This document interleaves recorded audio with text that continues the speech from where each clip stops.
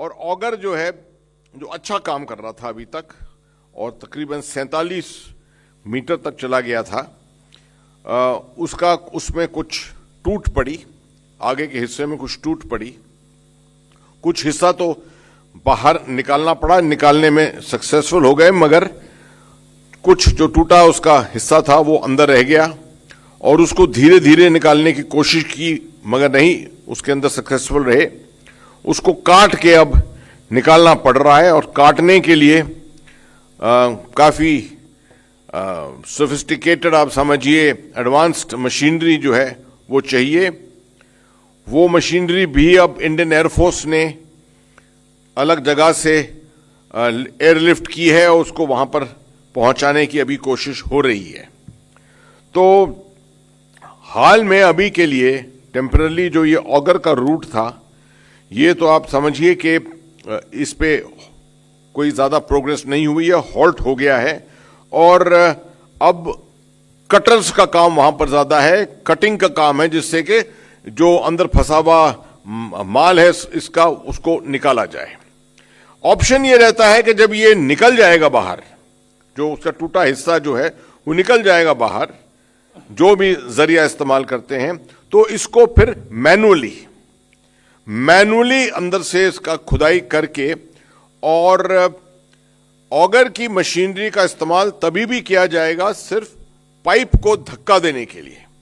Pipe आप manually खोदकर और फिर पाइप को धक्का देंगे। मैनुअली जब कहते हैं खोदना, उसके लिए भी पावर टूल्स हैं, पावर टूल्स आते हैं, पावर टूल्स का इस्तेमाल किया जाएगा, मगर ऑब्वियसली प्रोसेस जो है वो उतना ज्यादा तेज नहीं होगा जैसे पहले 4 से 5 मीटर पर घंटा था, वो उस तरह की स्पीड नहीं आएगी। मगर अच्छी चीज तो यह है कि ये रास्ता बना हुआ है, इसको स्टेबलाइज करना है, स्टेबलाइज रखना है, और इस जरिए को हमने इग्नोर नहीं करना है।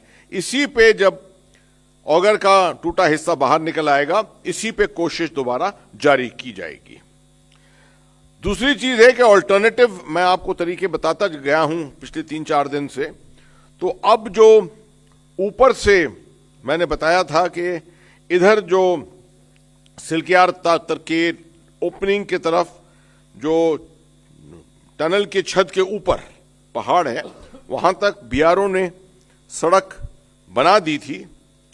अब वो मशीनरी, शायद आप लोगों ने देखा भी होगा, कुछ उसके वीडियो के वो भी आ रहे थे, झलकियां आ रही थी उसकी। उस मशीनरी को ऊपर ले जाने में काफी सक्सेसफुल हो गए हैं।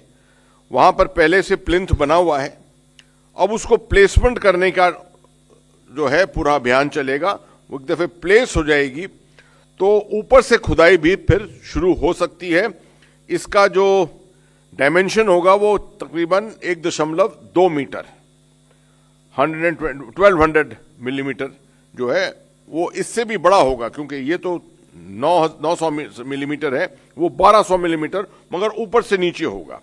86 मीटर, 86 मीटर की डेप्थ तक इसको जाना पड़ेगा।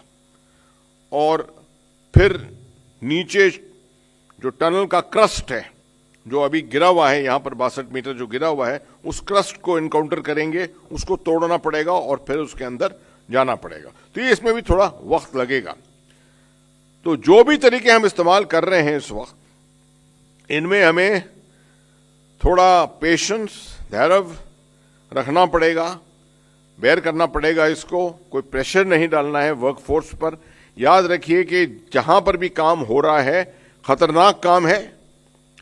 जितना खतरा अंदर पेश आया था पहले, अभी तो काफी अच्छा है अंदर, जहां पर 41 वर्कर हैं, मगर बाहर जहां वर्कफोर्स काम कर रही है वहां अब 2 तरीके इस्तेमाल किए जा रहे हैं, और शायद कुछ देर में एक तीसरा तरीका भी इस्तेमाल किया जा सकता है।